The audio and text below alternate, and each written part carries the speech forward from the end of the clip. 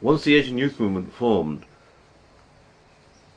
and we also had education programs for ourselves, I did a lot of reading.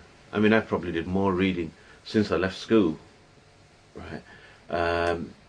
And I just extensively read on what was happening around the world.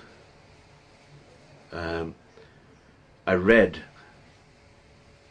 quite a lot of stuff by Marx, Lenin, but that's not to say that I didn't read other things as well.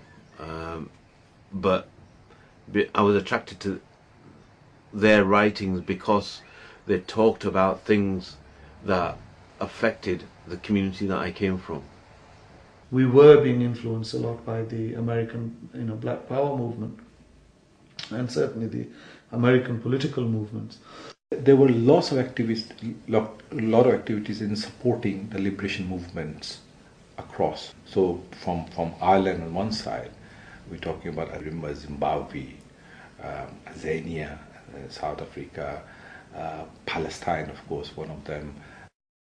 We did not understand or accept how a Jew born somewhere in the world had a right to return to a place he had no connection with. Yet Palestinians who were born there had to live in refugee camps. And this Palestinian issue was just brought to the fore in those days with people like Leila Khalid. Birmingham had a large Irish community, and Birmingham AYM members worked with those Irish comrades, and somewhere along the line some of them said, well, we'll organise a delegation to Ireland. Ireland very much politicised, as seeing, it was the first time we saw army on the streets. And also the discussions were about,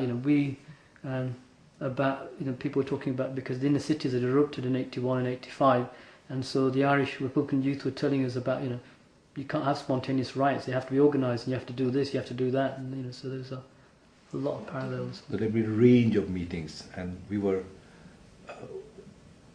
managed to get some of the key people to come and speak.